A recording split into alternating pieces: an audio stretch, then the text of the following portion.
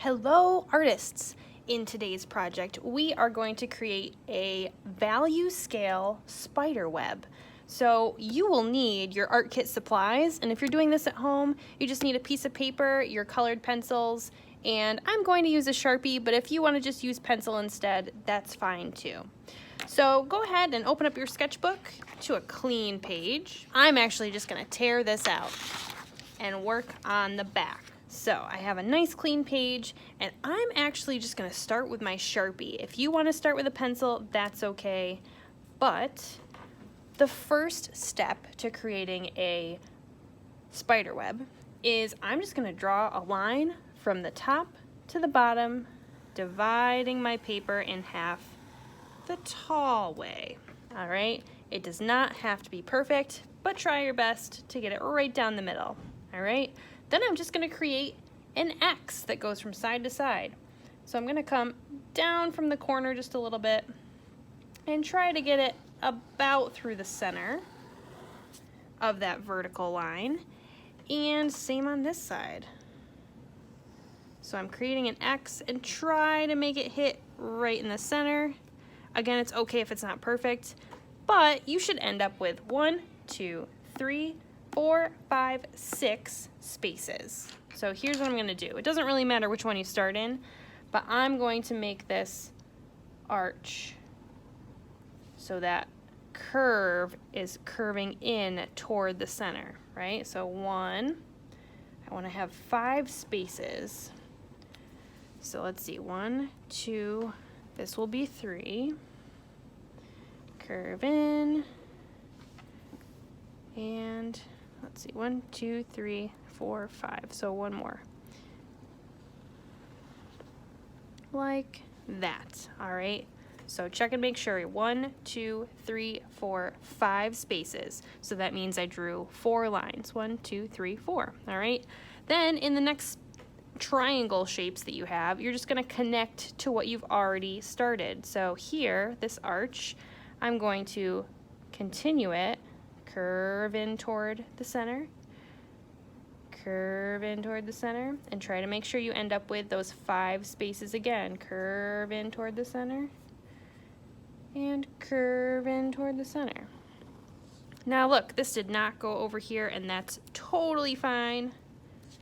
We'll just pretend it kind of goes off the page, all right? And I'm gonna turn this and keep going. Just make sure you have 5 spaces in each triangle. 1, 2, 3, 4, 5. 1, 2, 3, 4, 5. 1, 2, 3, 4, 5. 1, 2, 3, 4, 5. 1, 2, 3, 4, 5. 1, 2, 3, 4, 5. All right.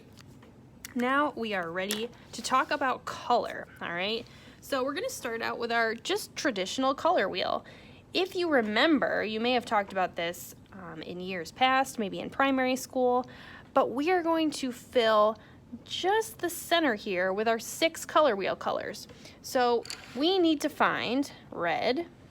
The red actually kind of looks pink, so you might want to read it carefully. We need red, we need orange, we need yellow, we need green. One of these says yellow green, so make sure you grab the one that just says green. We need blue and purple. That should be 6 colors. Red, orange, yellow, green, blue, purple. That is the order of our traditional color wheel or rainbow, right? So now, boop, boop, I'm gonna start up here in this box, or this little triangle piece to the right of our vertical line. So right here is going to be red. If you want to label this and just do an R with your color red, you can do that. But I'm going to fill in this space with my red colored pencil. All right, so on the inside, this little space right here, I want this to be the darkest red. So I could do this a few ways. One, you want to make sure you have a good grip on your pencil really close to where your color is. If you hold your pencil back here, you get a nice light line. We're going to use that later, but we want this box to be as dark as we can get it. So you could use more pressure, okay? But be careful, we don't want to break our colored pencil. You don't want to use too much pressure. You could also go over this with a second layer and really get it as red and as dark as you can, all right? Sometimes it does help to color in different directions when you do another layer. All right, that is as red as it's gonna get. So I have a few little flakes on there. I'm just gonna blow them away. All right, what comes next in our color wheel after red? Bing, bing, bing, orange. All right, so orange will be right here. And like I said, if you wanna go around and label these, it'll be red, orange, yellow. Green comes next. So this is going clockwise, like a clock moves. Blue and purple is last. And when we color over these and make it really dark, it'll cover up those letters. So check and make sure you have your orange colored pencil next. And again, I'm gonna color this one and make it as dark orange as I possibly can get it. All right. So when we have our color wheel, we want to make sure that we put these colors in the correct spots. If they're just in random locations, it's not a correct color wheel. So how do you know you're putting the colors in the right spots? Well, we need to put our secondary colors in between our primary colors. Our primary colors, does anybody know what your primary colors are? Your primary colors are the colors that come first. So we need the primary colors in order to make the secondary colors. Primary colors are red, yellow, and blue, right? Red always comes first, okay? Yellow, it's kind of placed in a triangle, right? Red, yellow, blue, they're in a triangle pattern. So in between your primary colors, red and yellow, we have the secondary color orange, because when you blend red and yellow together, they make orange, right? So if I had purple over here, that would not be right, because red and yellow do not make purple. So make sure your colors are in the correct order. All right, after yellow, we will have green, and you can pause this at any time and catch up. I'm going kind of quickly, so this video isn't super long, but you can take a break. Don't feel rushed. Remember, we're trying to get these as dark as we can. All right, next is green, because that green will go in between the blue and the yellow, and blue and yellow make green. Some of you guys know this by heart. Your color wheel, the rainbow order. Color, color, color. All right, after my green is nice and dark, then I will fill in the next space with blue. And you can turn this, whatever is more comfortable for you. Do what you need to do.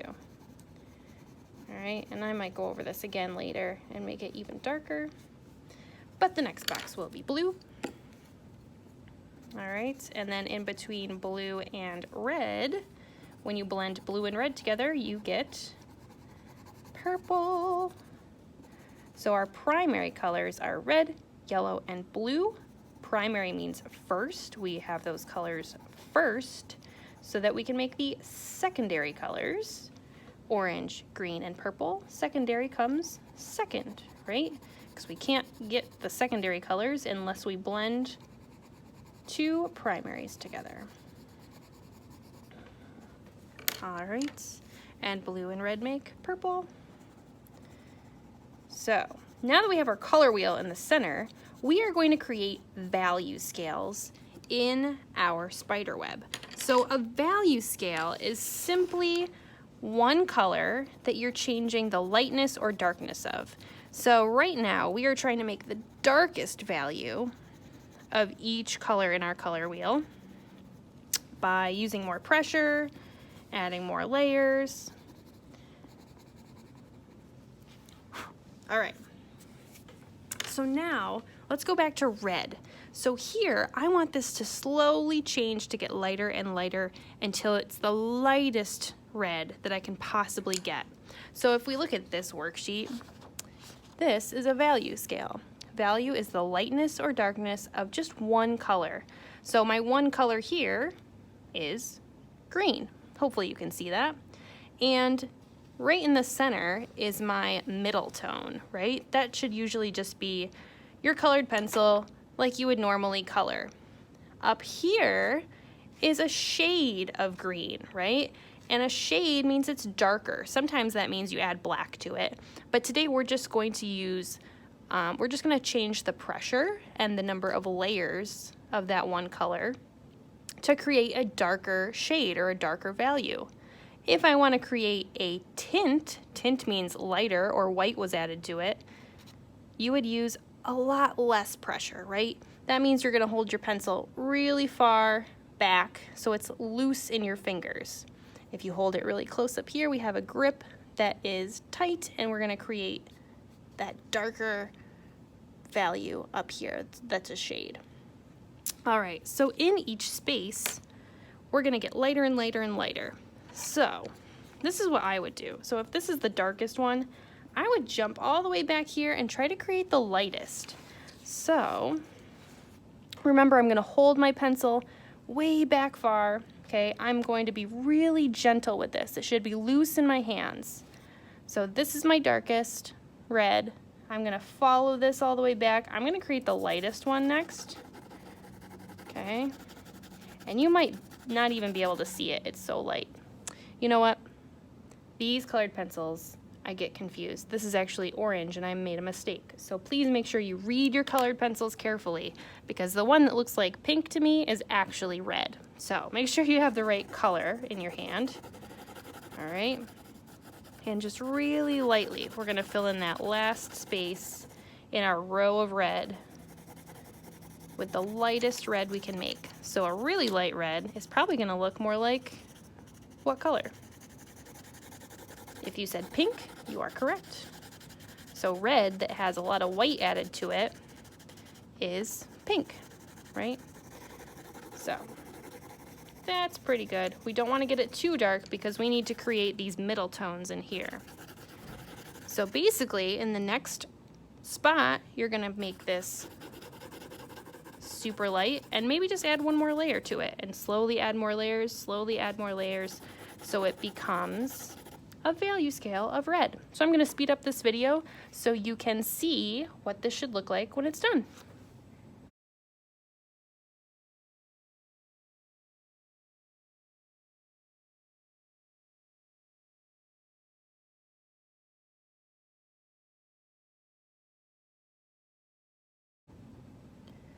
Phew, that was a lot of coloring.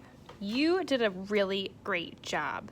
We have our color wheel on the inside, red, orange, yellow, green, blue, purple, all in the right orders with our primary colors, alternating with our secondary colors. And then look at these great value scales. So each of your 5 sections in your triangle of the spider web slowly gets lighter and lighter and lighter, right?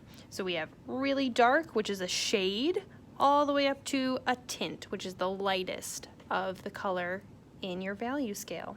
So don't forget, value is the lightness or darkness of one color. So we have 6 value scales and a color wheel. At this point, if you'd like to go ahead and add some spiders to your spider web, or maybe some flies if you want to draw those in there, you can fill this up with some details, make it interesting, and have fun.